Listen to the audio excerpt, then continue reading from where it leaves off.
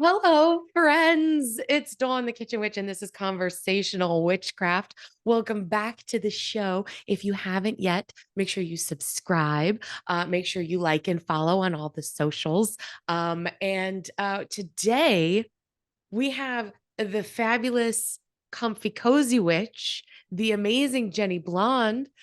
She loves all things comfy, cozy, and witchy, and writes nonfiction titles on home and hearth magic.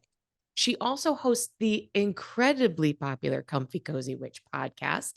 When she's not writing, you can find her plotting her next book, reading with one of her dogs curled up at her side with a hot cup of tea in hand, moving out in nature, or spending time with her family. She lives in Pennsylvania with her husband and her son and her three puppy companions. Jennie. Hi. Hi. It's so good to see you. I try a little bit not to fangirl all over Oh, you. stop it. No, for real, because I have been following you on social media for a really long time. Oh my gosh. And then like trying to connect with you and be like, come on the podcast. And then I was like, oh my God, you wrote a book through. Why is there, yeah, like we're so simpatico, True. right? Like everything we do. And I'm like, we need to, like, I feel like we're friends already. So We are. I'm going to try not to be like weird and fangirl all over you, but just know. Remember, we're just sitting down. We're two friends having some tea and water chatting today. Like, I know it is so fun to finally do this because we've been trying to do this for what, no, 6 5 months? months. Yeah, 5, 6 months. Wait, you got sick. I got sick.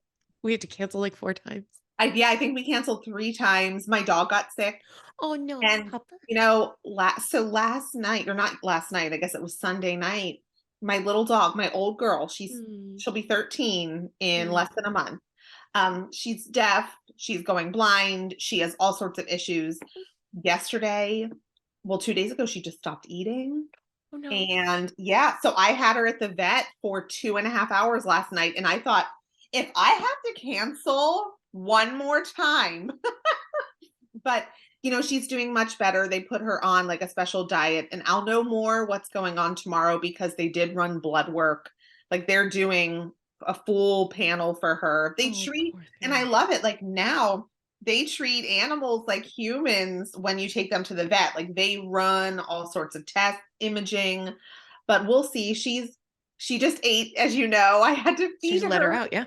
or else she would just be like scratching at the door and looking at me the whole time, which is a good sign that Yeah. she's eating now this special food that the vet gave me. So You know, anyway, we they rescheduled so many times. they are family. Like I have a friend who yesterday, and this isn't going to air until June, so who knows where we're going to be in June when this actually Yeah. airs. But last night, her cat, they found, he's old, he's like 16, and he had a seizure, so they rushed him to the emergency room, Oh. and it turns out he has a brain tumor. And Oh. I know, right? I know. Little And girl right now, she just walked by. oh, just little one. And I'm just thinking, like, anyone who doesn't understand that fur babies are real babies. Yeah. Like, I don't have human babies. I have Mhm. fur babies. I have a business baby. You know, I Right. don't I don't have human babies, which is great for the world because I would be an absolutely terrible mother. But my fur babies, my cats, like it's a problem. And I Yeah. never saw myself as being a crazy cat lady, but you realize the But you relationships are. 100%. And at this point in my life, I make no excuses. It is what I am. Like but they're your They family, are. right? Your pup is going to be on your mind all day. Yep, I keep looking over right now. So right outside my office is the front door, and we just put in a storm door on Mm, Sunday. mm, And so now I have all this light coming in. And so little Gia, the little one, the little old sick one, mm. just lays there, lays in the sun. She basks in the light, Oh, just soaks in all of that energy. I feel like it's healing for her, but now she's yeah. staring at me and She's like, reach. stop talking about me, Ma. Yeah, it's like she knows, even though she can't hear anything, she senses it. And that's Reese. Come here. And And they're Reese, sensitive to energy. They know, oh, right? big time, big Right? time. I might have to bring her in here because I'm not sure why she's giving this dog the stare down. It'll take 2 seconds. Is Yeah, that okay? go. Listen, this is all part of the fun of it. Here we go. Come here, Let's Chica. see her little face. Oh my gosh, just you wait. Well, and she's supposed to get groomed on Thursday, but the vet is like, let's hold off on the grooming. Yeah. Let's not stress her out. Is she a little Yorkie?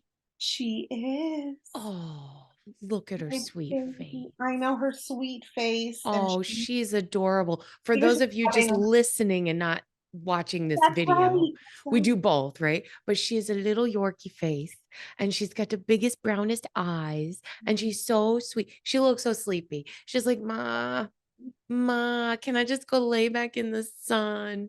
But they're So part of your family, and what? everything that you talk about as the comfy cozy witch is all about home and family and nurturing and finding comfort. And again, like I don't understand how people don't like realize that on a regular basis. Right. Right? Like I think oftentimes as a kitchen witch, when I'm teaching a class, I tell people like all kitchen witches are like hearth and home witches, but not necessarily all hearth and home witches are kitchen witches because they Right. might not practice everything in the kitchen.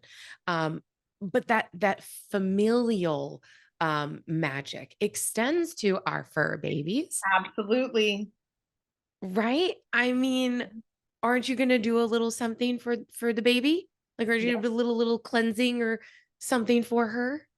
Yep. Exactly. And a nice little pet charm protection. Oh, better believe Mhm. I've been doing a lot of Right. protection and healing work for my littlest girl. So when did you discover? Because so many of us, just sort of find this path. Like I realized I was a kitchen witch because when I was 20 years old, I picked up a book and I was like, kitchen witch. I had no idea there was a name for what I was doing all these years. Like, wow, oh, that is 100% who I am. Did you have a light bulb moment like that, or was it more of a gradual thing that you discovered this path? I think for me, it started out gradual, but then there was a light bulb moment about 8 to 10 years ago. So it started out when I was young, 12, 13. Mm. Silver Raven Wolf, of course. Of course. We all bring up Silver's work. I think if you're a 90s and grew up in the 80s, the 90s. Yeah. And of course I picked up To Ride a Silver Broomstick. I saw my book and read it in the local little, what was it, Walden Books. Oh, I remember Walden books. They were in the Yes. mall, but they weren't standalone. Yeah. Like, of course there was Borders and we have Barnes and Noble, Yeah. but they were always in, I don't know about yours, but it was Yes. inside the mall. Because you're in Yes. the East Coast too, Yeah, right? you're in Pennsylvania, right? Yeah, I'm in Right. Pennsylvania. I grew up in New York. So Oh, yeah, oh and now yeah. now I'm in New England. But yeah, Walden Books was in every Walden mall. Books. That's Yeah. where it was, in the mall. And so I remember waiting for movies to start because the movie theaters at the mall, waiting for movie to Hmm. start and going to Walden Books. And I remember the time I picked up Silver Raven Wolf's book, Hmm. like before a movie, kind of looking around. Okay, mom and dad dropped me off. Nobody sees me looking at the witchy stuff. And but yeah, so it kind of started there. Although, a lot of the books back then were very Wicca based. Hmm. And that just never resonated with me Yeah. for no reason in particular. It Yeah. just didn't. I really loved the whimsical, the creating potions and going out in the yard with my best friend and finding herbs and doing little spells on our little siblings, that kind of stuff. But And so it started there. And then when I saw that book, kind of like you're like, wow, I can be a real witch. It's not just Salem witch trials. It's not just like I can right. be, this is something that I am, that I can be. And I felt that I was. And then of course, over the years, you go to college, my practice waxed and waned. And then Mhm. about 10 years ago, I came back to it after, and I think so many of us come back or start their journey after a life-changing event occurs, or after there's this dark moment. And I had some anxiety problems, constant panic attacks, and I really reconnected then. And I was still practicing a little bit before then, especially after I had my son, Mhm. but it would be almost 9 years ago now, I guess, that I really stepped back into it full force. And Right. then 4 years ago, when I retired from teaching, that I stepped outside and, started my Instagram and thought about a podcast because I wasn't a public school teacher anymore. So I felt like I could be more open with my practice. I always kept it very close to the hip because of what I did. Well, yeah, And and it's crazy, just to diverge just slightly and then we get oh, back. yeah, yeah. But it's crazy to think that even in today, we're still very closeted, and there's so much right now in the world that is about, hey, come on out of your closet, whatever closet you're in. There is so much acceptance. There is so many places where diversity is so important, and yet witches and pagans still feel like we can't be honest about who we are in traditional workspaces. Right. Specifically, like, especially like those that work with children or, yeah. Right. I'm so sorry about her Go. barking. No, do you need to let her? Do you need to let her in, let her out? Shut the door so she can't see the people working. Of all Okay. days, they're It's working okay. It's construction. pre-recorded. We'll just cut it out. Okay. Let's shut this. Okay, so I'm back. So Oh, now she's in my office barking. I'm so sorry. No.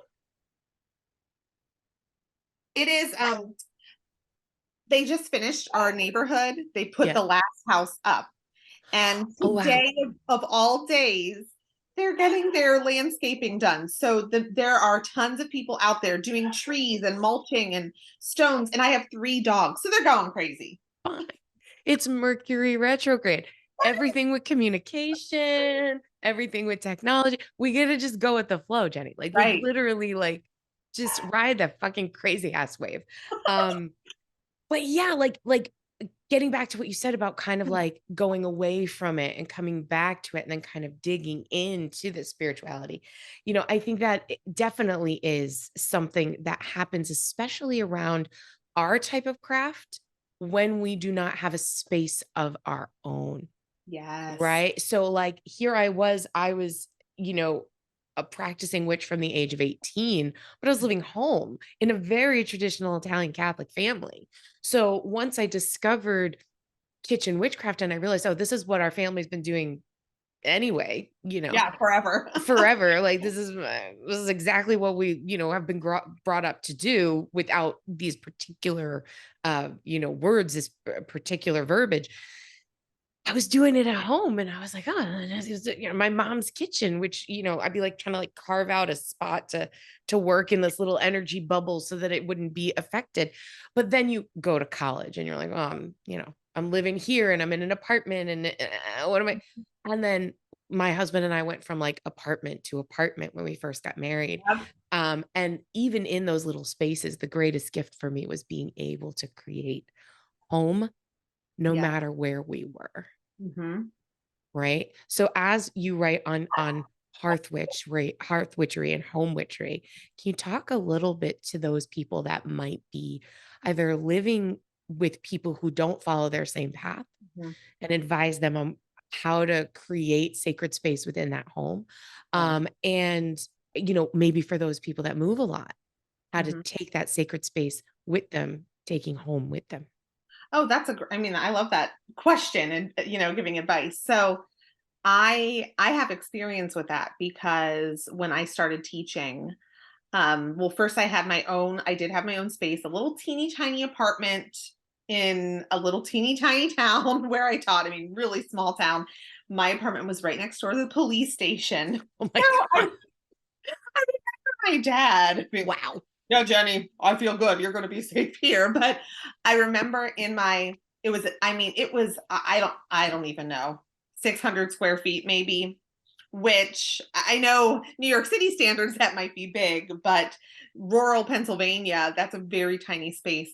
And so I had a very small kitchen living area that was like the size of my the primary bathroom now, really. Right. And Right. I had my bedroom, a teeny tiny bathroom, teeny tiny, and then a little bedroom in the back. And that's where I created a little sanctuary of sorts, my own sacred space. And it was always on a little windowsill because it was a teeny tiny room. And I had my windowsill altar. My elliptical machine was in that room. So I had my yoga mat, and that's all that fit. A yoga mat going this way in front of the windowsill, Yeah. an elliptical machine, like kind of at an angle, at an angle. That's all that fit in Yeah. this room. But that little yoga mat was my sacred space, and that windowsill where I could have my stones, a little candle, a little incense. But then I moved a year later because my best friend was moving from Pittsburgh and to my area, and we're like, hey, let's move in with me. Like, let's get a place together. So we got a bigger place. And at that time, like, I wasn't very open Mm. with my practicing. And she used to always comment, though, about all my stuff, my yoga mat rolling out from under the sofa, and my like witchy stuff. She would Right. comment.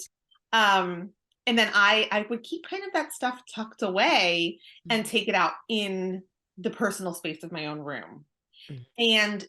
And I think for people who don't have a space of their own, or are living with others, or aren't out of the broom closet, as they say, finding little pops of magic and making ritual in your everyday. So if that means, and I know I've said it before and we hear it all the time, when you make your morning coffee, saying a blessing over your coffee and adding whatever it is you want. We see, we always talk about cinnamon. I like to add cocoa, like just I mean, cocoa. yes, anytime there's a chance for chocolate.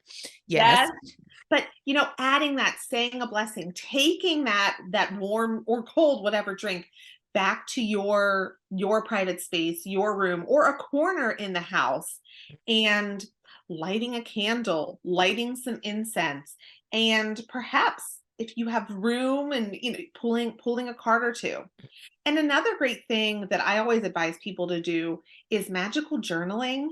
because you can do that anywhere at any Yeah. time. Yeah. And you can be connecting with your practice through magical journaling, and nobody needs to know what you're doing. Right. No And, one needs to know what you're doing.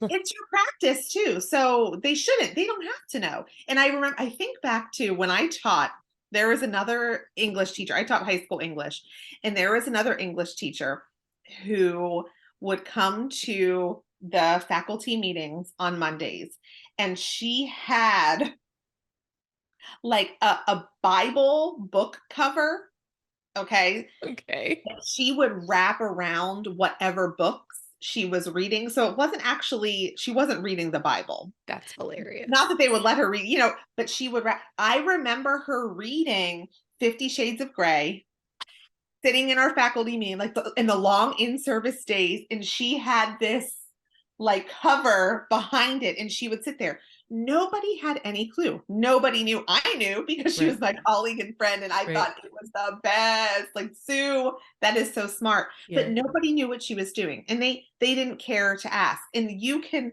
do the same thing with your practice in your workspace, setting up like a little work altar that maybe is a stone. It doesn't have to be a crystal, so to speak, but a stone that you found walking out in nature, or flowers Mhm. that you picked, or that were laying on the ground, Mhm. having that to remind you of connecting with nature, connecting with your practice. And Right. then your little desk journal, a little journal that has ideas and spells and rituals and whatever spiritual messages come to you, you can jot down throughout the day. Again, magical journaling. Nobody has to know Right. what And you're doing. it doesn't have to be and I think that's so wonderful about the what you talk about, what you teach, and what you write about. It's similar to what to my practice, which is why I said before, like we're so simpatico. We are. It's simple, right? Like it doesn't have to magic and witchcraft doesn't it can be complicated and it can I don't want to say complicated. It can be complex and Mhm, intricate and mhm. esoteric and you can get into huge occultism and psychic power and all that stuff. And yes, that's all amazing and grand and fantastic.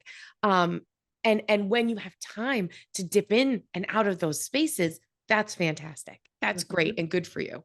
But most of us are fucking insanely busy and sometimes can get overwhelmed. Yep. And using these everyday practices like magical journaling, like setting up tiny little spaces, it helps to ground us in our everyday Yeah. practices and realize that we take that practice with us wherever we go. Right.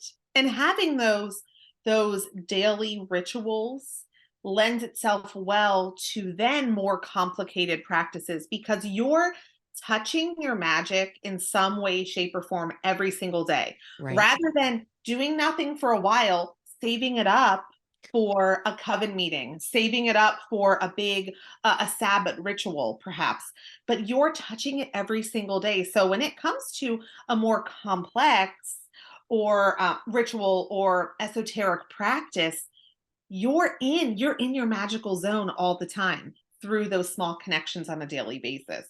So it makes it that much easier when there is some complexity with your practice. I never really thought about that way. And I love reframing my mindset around that because if we think of magic as, let's just metaphor it as, this river of magic, right? Mhm. For those of us who constantly have a toe in that water, we are constantly connected to that source. If we were just to jump all in all at once for these big moments, we might get swept away in that current, or it I might feel love very that. uncomfortable, Yes. right? We might be like, oh, I can't catch my breath, and it might take us longer to recover. But we're Mhm. always having a little bit of connection with that source, Mhm. which comes from our own practices and our own Yeah. intentionality, and it's different for everybody. And I think I mean, I love that analogy, the toe in the stream and being swept away. Absolutely. And I was going to say something else and now I can't remember, of course, because that's how my mind works It's okay. That's okay. sometimes. But oh, I love that. I'm going to write that down. It was just how I'm visualizing it when you're talking about it, Yeah. and I never thought about it that way. Mhm. But I would say that in my own personal experience, now that I think about it, that you sparked this idea in my brain, Uh-huh. that I do find it easier to come in and out of these larger situations, these larger gatherings. The Beltane ritual this weekend. Yep. And when I go to a big ritual, a big Sabbath, sometimes in the past it has been more difficult to jump in and out. And since doing more regular practices, Mhm. I find it much easier to flow in and flow out and flow in and flow out. So I never thought about it that way. And as you were talking about it, I was like, I see this sort of river in my mind. Yep. What a cool way of thinking about it. Yeah, and that's how I see it and I will say touching your magic in one way, shape, or form every single day. And it doesn't have to be complex. It is going outside and standing in the grass, saying good morning to the sun, standing under the moon. And I have maiden mother crone poses that I didn't create, but that I do, not every night, but a lot. Just those little things that keep us connected. But Right. I love that you're going to a Beltane festival. I'm going to one as well at a local sacred park that they put on. It's a pageantry. Like they put on Which festival is it? the one at Cullum style, I'm not Columpilla. I'm not familiar with that one, but we used to go out to, it was in Pennsylvania, Okay. the Spoutwood Fairy Festival, which was in Very New York. festival. Oh, yep, yep. And now they've moved it to a place called Marshy Pond, Mhm. and it's in end of May, early June. And I used to drive 10 and a half hours to get out to the Spoutwood Fairy Festival in York, Pennsylvania. There was nothing in the world like it. That's awesome. Nothing. So if you have the chance to go to Marshy Pond, it's the same people running that event. It's like Yeah, 3 days long. It's I know fair all about that. frivolity. Look it up. It's amazing. It's just, I'm a little too old, it's a little too far, and the event is a little too small for me to justify the trip Right. financially at this point for business. But if I had the personal time to go, I would fucking go tomorrow. Oh, that's awesome. It's a just fantastic. So that's why I asked. I was like, "Oh, you're in Pennsylvania. Maybe you're going to this wonderful Yeah, event." I'm not going to that one, but I'm going to mark that down, even though the end of my May is booked. But I'm going to look into it because I'm about 2.5 hours from York, not far. Now, I used to live a lot closer, but when Yeah. we moved to more northeastern Pennsylvania, but now I'm close to New York City, so I can't. I So yeah, can't. you're like, well, I can't complain. Yeah, But yeah, things like that, like you were talking about going to that event. Is it this weekend? it's just yeah, it's the Is it this? well, yeah. I have to look on my calendar. I can't remember if they're doing it Saturday or Sunday, but they do. I try to go. I say every year. They took a break and they started it again last year because of COVID. Um, Right, right, of course. And right. I went to and I helped put together or help set up their Samhain. They also do almost every Sabbath. Their Samhain festival was just their celebration is absolute magic because you have candles lighting all of the walking trails and paths. You have this Wow, beautiful pond that is illuminated, and wow. they tell stories and do ritual, and it is just so magical. And so is their Beltane. They call it, of course, their May Day festival because not everybody understands exactly what Beltana Right, is, right. and so it does bring in people who are seekers, who are curious about magic, and just tourists who Yeah. come to this sacred megalith park and they watch the pageantry and they get intrigued and they hear the stories and you have the lady of the lake is there and you follow her, you process around and you go, oh, you should come down for this, it Oh is. my God, sounds amazing. And then at the end, they have the maypole and they invite all of the children to come and wind around the maypole. And when you walk in, this is what they did last year. You get a handful of seeds. You can spread them out for the birds as you're walking around the pond and you're interacting with all of these different I love that. characters.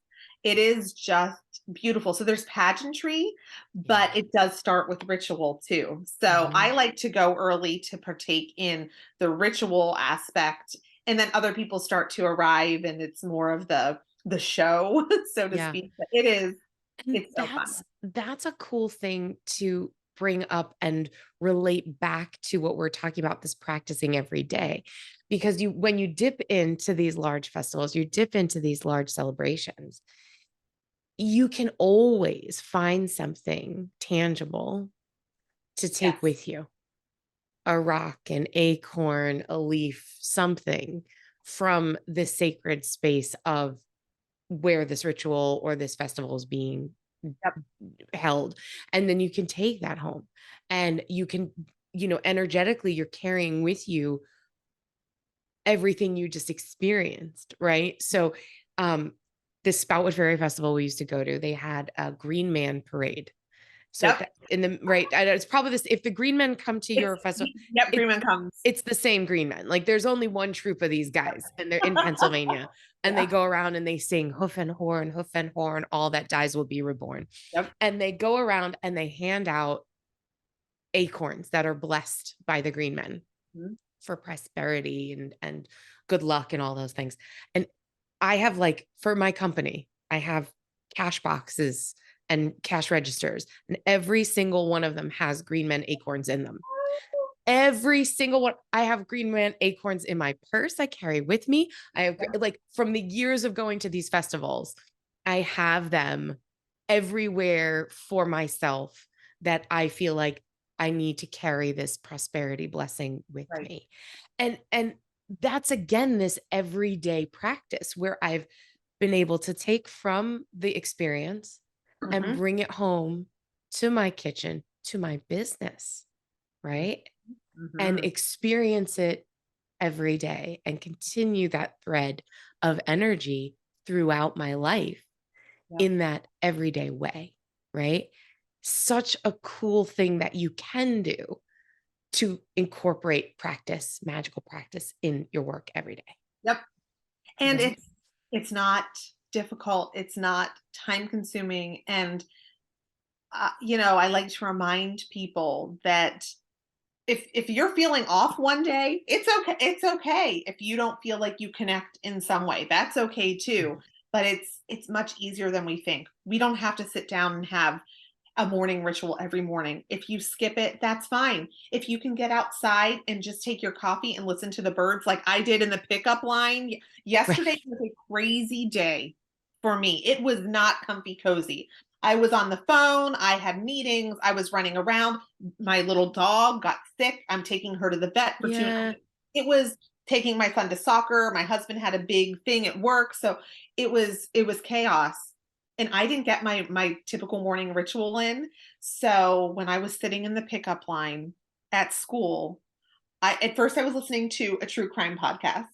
Because that gets your mind out of your body for a minute, right? Like just Exactly. I need to get my brain out of this space, and it has to be so far on the other side of the world, right? Yes. Exactly. So I'm listening to the true crime podcast, and in the background I just hear the birds. And I'm like, Mhm. Jenny, turn it off. This is your connection today. This is it.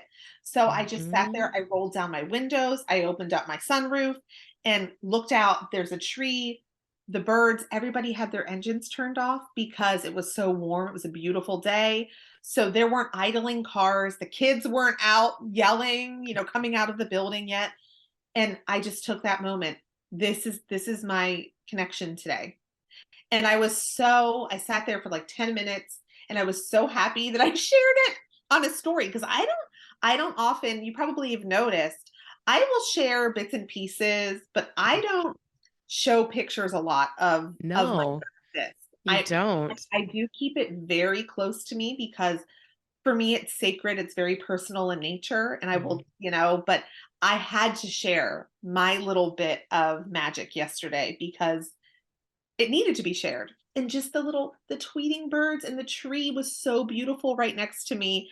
And there were so many people who reached out to me and said, this is what I needed. Like, this is what I need. I needed to see this to get through the rest of the day. Right. So that little bit of magic that I thought I wouldn't have at all, I realized, okay, other people needed this too. And let's define that and say this moment of magic was literally taking a breath, finding awareness and gratitude for the nature Yep. that was around you. That Yep. was it. You didn't That's have it. to light a candle. There was no incense involved. There was no calling gods and goddesses. It was literally a moment of mindfulness, centering, and gratitude for nature. That Which is was it. exactly what my practice is all about. Yup. That's Yup. comfy, cozy witchcraft. Like And you, simple, yeah. simple, and nourishing.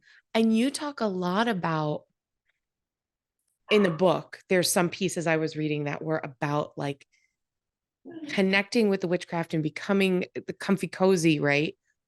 Helping to ground and manage anxious feelings, Yeah. right? And being able to, I'm going to go on a tangent because I feel like home should be that place, Yep.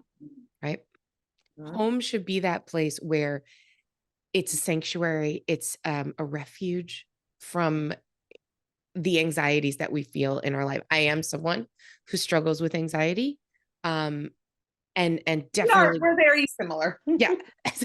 And listen, I will talk about my struggles. I will talk about therapy, like all the things that I do in my life to help manage and maintain and work through, because it's not something that's not going to go away. It's part of me. It's about managing that, and a lot of that does come with the sacredness of home, Right. the refuge that is home. And I will say that I can remember being a child and having these feelings of, I want to go home. And it wasn't where I lived. Yeah. Right. Right. Because you're a child and you can't put a name on, I'm looking for sanctuary and I don't Right. find it. I don't feel it in this space. And I never really felt it until I mean, I've lived in multiple places since, growing up and getting married and whatever, and having my own space. But every space we've moved to has felt more like a sanctuary Mhm. than the last. Same. Right? Where we Right? are now, this, where we are now, this is my sanctuary. The backyard, my sacred spaces here. I feel more at home here than I have. Um, because too, as we grow as practitioners, we can rely on ourselves to also be that safe space, that sanctuary. Yes. And as we grow in our craft, we're able to pull that out of our homes and other spaces that maybe we couldn't do when we were younger.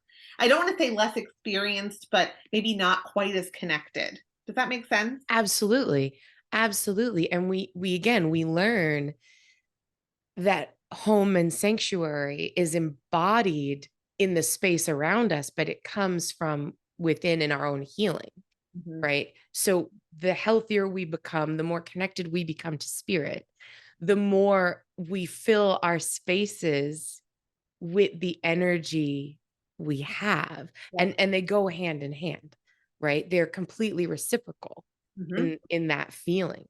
Um, Tell me how one thing that you've incorporated into your home that makes your spirit feel so comfortable in it spiritually. Oh, that's a hard. Oh, so one thing I've incorporated into my home. Hmm. Well, I guess I could talk about my kitchen. Yeah, you can talk to me about your kitchen because the next question is I have written a question down that was like besides the kitchen, and then I have a whole question. Oh my gosh. Well, I think through I mean, nourishment through food and the magical properties of food, because then I mean, I don't know that it is my whole home, because my home are my people and my animals in my home too. Mhm. And nourishing food, magical ingredients, I send my son off with to school every day, or that I make at dinner time, or I put in my dog's my dog's food. Yeah, because she got to eat good food. Yeah. Yeah. So that's like a more tangible thing, I guess. Yeah. Um, but that's so hard. Oh, Sorry. I got another hard one for you. God. Okay, Right? give me. Okay. Oh gosh. Okay, I'm So, ready. um, besides your kitchen, Kitchen. because that's always the first thing I think of, right? I'm going to be like kitchen, Yeah. right? Besides your kitchen, what's the most comforting room in your home as the comfy cozy witch? What's the most comforting room to you, Mhm. be it physical, emotional, spiritual? And what makes it that way?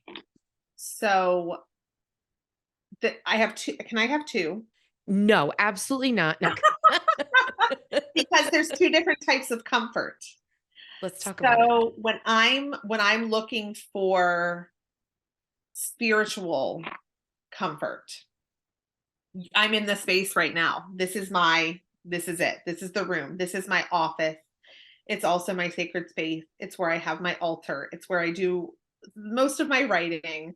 It's where I do my meditating. I think because so much energy work happens in this room as soon as I step in here. As soon as I step in here, I can go from here to here, because I walk in and just the smell of this room, it smells like magic.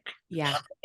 Sounds that No, might it sound. doesn't. No, it doesn't because there's a specific smell that smells like magic. It's like incense, but Yes, then like the scent of maybe old matches and yes, dried flower yes, leaves. flowers. I can, there's some jasmine in there. Yes.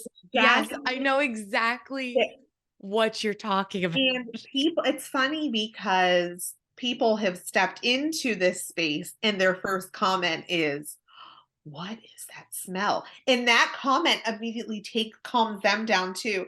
Right. And there's a little neighbor girl. Oh, she's the sweetest little girl. She brings me flowers. I always get her stones. Oh, She can feel good energy. Um, but she always likes to come in and see Jenny's crystals. And when she came in for the first time, her first comment was, "It smells so good in here." Everybody's.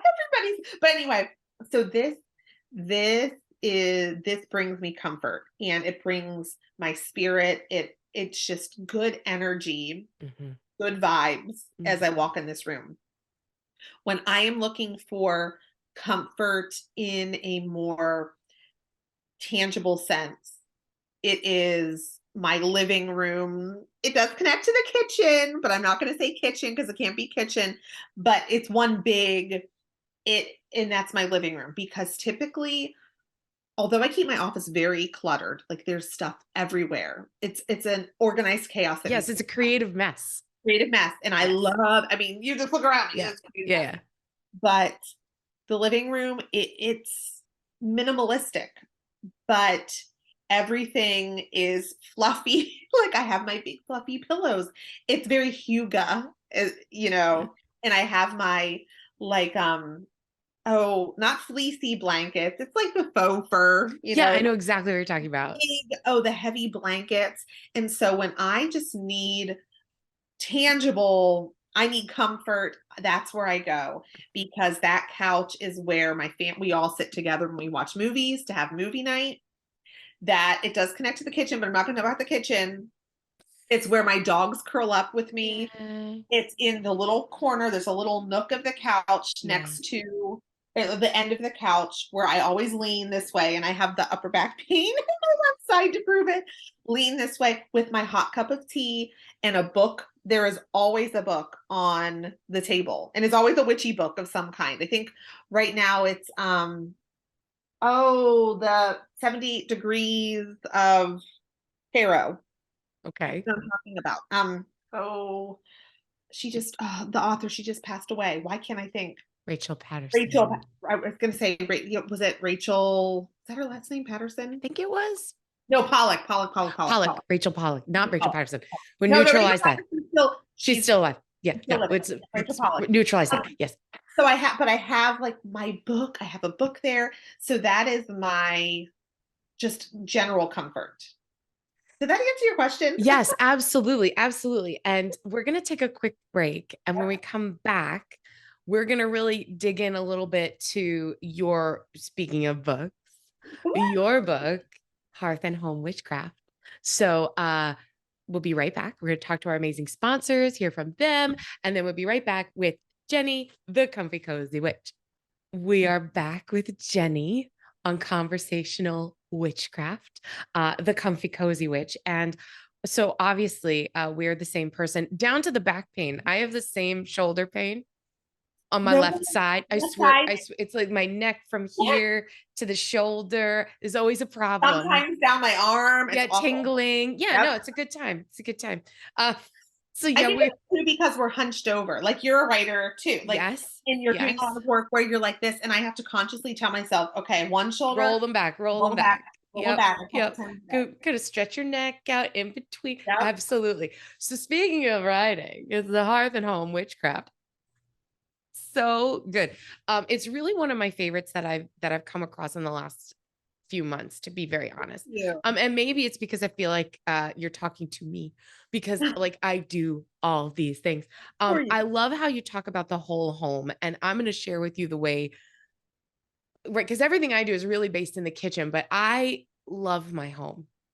And, Mhm. in terms of like animism, my husband and I, we embody, like, our home has a name. We call her Susie Oh, Susan. because she's the Susie home. Um, right. So like we'll be like, oh, go ahead. It started out with us saying, let's go make the house Susie and be a Susie homemaker by Oh. cleaning up and tidying up and then lighting all the candles around the house, and so her name became Susie. And I travel a lot for work, and whenever I come home, I like run my hands along the walls as I'm walking down the hallway, and I'm like, I love you, home. I'm so happy to have you. Thank you for being here. Thank you for keeping us safe. Yep. That you- and this whole idea of the animism and the energy of this entity, Yes. right? Can you talk a little bit about how you feel about that? Oh, I mean, not, yes, the house as a whole. There's energy with our house as a whole, but everything that we choose to put in our house and bring into our house, every single item has an energy, holds on to energy, which, Mhm. I mean, I wrote about, Yep. you know, and being mindful when we're shopping of the I energy. love that. Yeah, like being mindful of the energy we sense and the energy we feel in something before we bring it into our home. Because I think everybody can think of something that they have purchased, they got at home, and we're like, nope, nope, Mhm. it doesn't Mhm. work. It's not feeling good Mhm. in this space. And there is like I said, there's energy with everything that we choose to bring in. And that's why it's so important to reevaluate everything in our home on I don't know, a seasonal basis. Mhm. What doesn't feel good? What isn't working in this space? What needs to be refreshed? What needs to be taken out with the trash? And not being afraid to get rid of things that just give us that intuitive feeling of not being good. Yeah, I love how you talk about, how do you put it? The magical cleaning and the mundane cleaning. Like, you talk Yeah. about cleaning and cleansing the home, and it's something that I talk about when I'm talking about kitchen witchcraft and setting up your home for kitchen witchcraft and creating a sacred space in your kitchen. But it really applies to the rest of the home. I tell people, you need to, like, legitimately get in the backs of your cabinets Hmm. and do whatever you need to do to cleanse the energy in the corners, the spiritual, the energetic cobwebs that sit in the behind, in every fight you've ever had in your kitchen, which we do. Yep. It's sitting behind that broken mug on the top shelf of your cabinet that it's sitting there, right? Gotta So get I in love, there.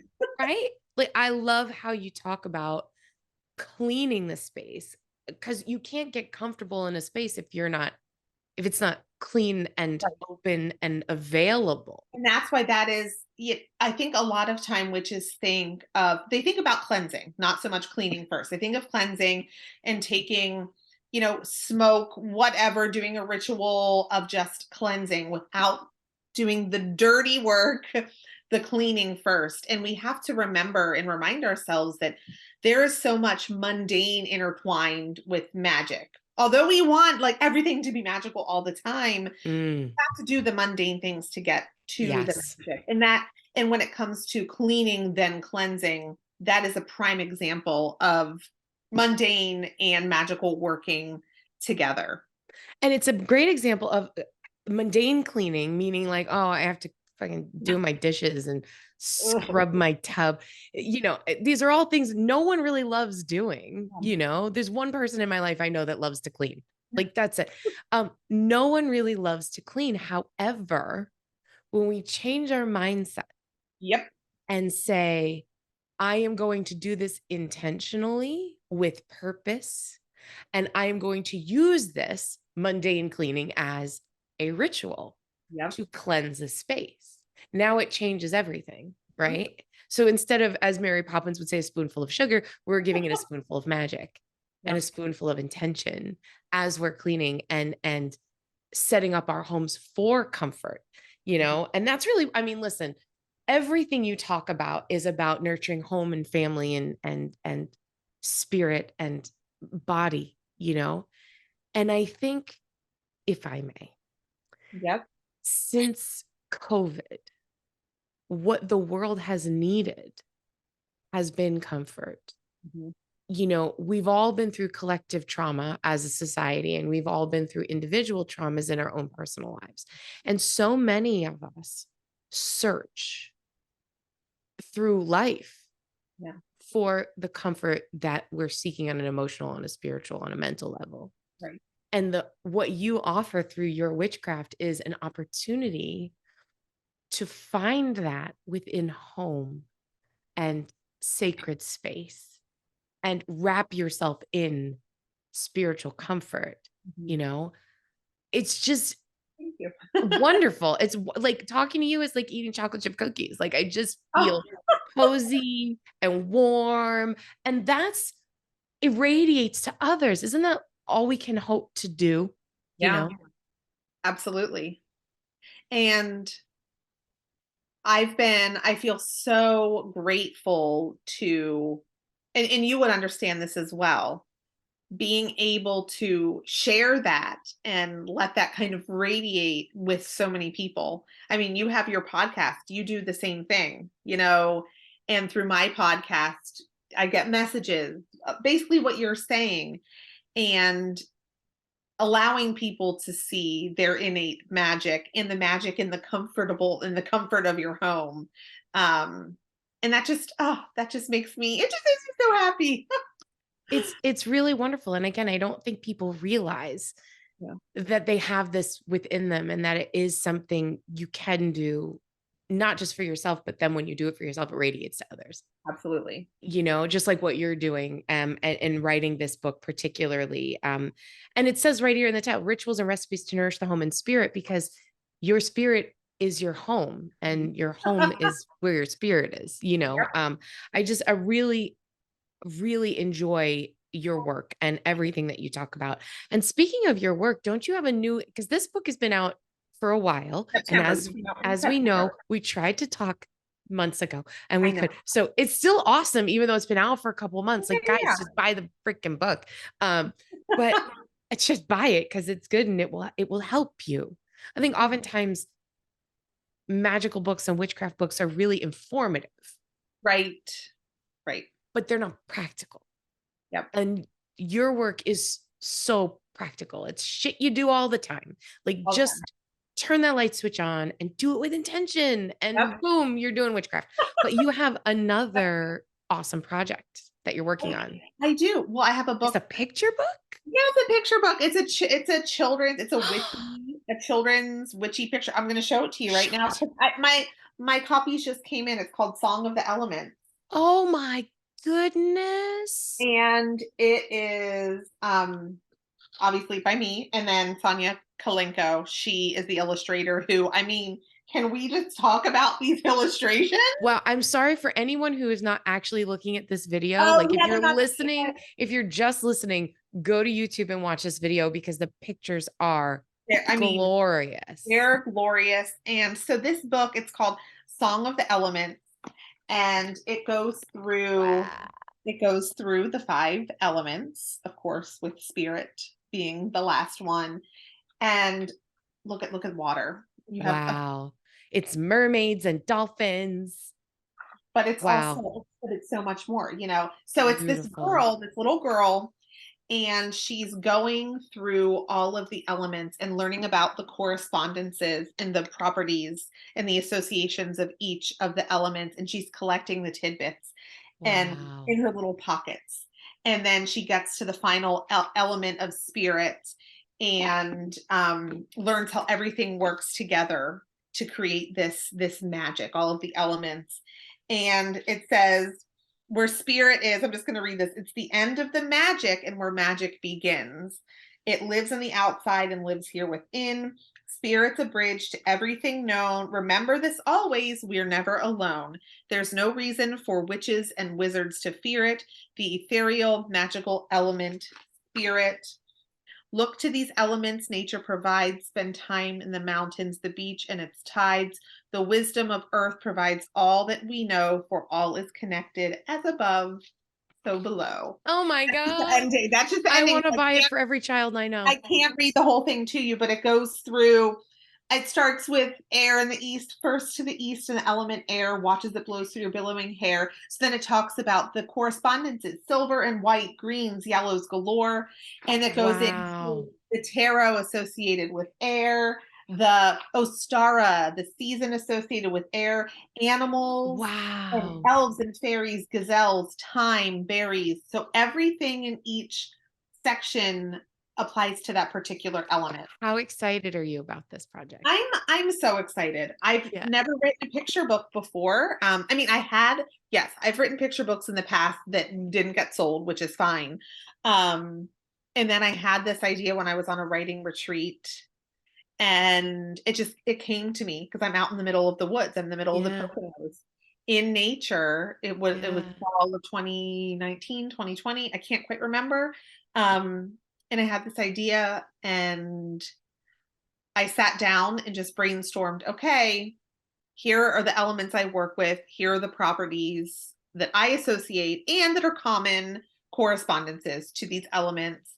How can I turn this into a teachable book for a child that witchy parents can read? Because as we know, there are not many witchy pagan picture books out there. And that's what's No. been so great with Moondust Press. You know, they've introduced those books to young readers. And What a cool project. yeah, thank Congratulations. you. So that comes out on Beltane. Oh my goodness. So Yeah. this is going to air, this interview is going to air in Oh, so sad. mid-June. So you will be able to buy that. So Jennie, tell Yeah. everyone where they can find you and where they can buy your books. They can find me and my books on my website, comfycozywitch.com. Everything is the Comfy Cozy Witch. So comfycozywitch.com, Instagram at Comfy Cozy Witch, TikTok, which I really don't do, Comfy Cozy Witch, but I have links to everything Excellent. in all of those spaces. So you can find links to that. And Oh, your Instagram is wonderful. Like I love following you and I share your stuff because you're just so you're insightful so and sweet. Thank you. I listen, you're awesome. I mean, I, I always share awesome stuff because you're great and I love what you're doing.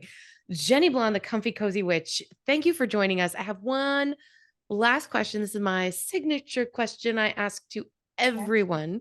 And it might be a little bit of a difficult one for you because you also practice kitchen witchery. But if you could have me cook you one magical meal, what would it be and why? one magical meal. Yeah, Well, one magical. But can it just be something that I really, really love too? But I would like to absolutely. see how you would put your magical spin on it. Yes. And because I don't eat this very often. Like I very rarely eat this, but it reminds me of my grandma. My kitchen grimoire is her cookbook. And it would be chicken parmesan. I don't know if I could compete with your Grammy's chicken parm. I know you talk about it in the book and our shoe fly pie, if I recall. Yes, yes, it's in there too. But yeah, I would love to make you a chicken I would parm. love for you to make me chicken parm and then put in all of your magical goodness because um your book your your kitchen witch book, the recipes for love The and romance. Yeah, love and yeah, romance. yeah, Yeah. I putting your like magical spin Well, into chicken whatever parm you is a cook for. really it's a really, really lovey dish. So It's so lovely. chicken is for uh, like health and wellness, right? It's like Yeah. it's really for energetically for healing spirit and healthy spirit. But then you slather it in tomato sauce, which is all just love, love, love, love, love. Right? Tomatoes Yeah. all about giving and receiving love. So depending on what herbs we use, we could use our basil for love. We can use Yep. a little bit of oregano for insight. And then you bake it all with a bunch of cheese, and that's all joy.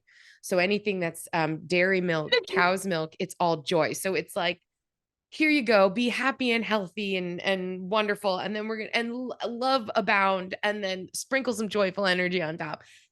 I That's the could do that. perfect meal right there. Right, like That energetically is there's the it perfect. is it is, and then you just put it over a little spaghetti and you're all set. Like I don't know, No, I think it's great. And then you're you would eat it with me too. You wouldn't just cook me. You I would cook would me a meal. 100% eat it with you. Yes. Yes, I would yes, love to share a magical meal with you. I would 100% eat it with. So I make yours regular, and then I have to make mine gluten free, which is what I usually do for my hubs. And although sometimes he's like, if I'm making chicken cutlets, you could do gluten free really well, and he has no idea. Um, anyway, you are amazing. Thank you so much for You joining us. are too. I'm so glad we got to finally Me meet. too. You know, I feel like we know each Oh, other. This is it's the first time about we're ever time. talking. I know. Well, let's keep it up. Let's stay friends. Yes. Yes, Keep in touch. for sure. So We we'll will. have all of your show notes. We'll have everything, all of your info so people can find you. Jenny, the Comfy Cozy Witch, thank you so much for joining us. You are For simply having delightful. And me. until next time, everyone, I wish you so many blessings and so much gratitude. Thanks, everybody.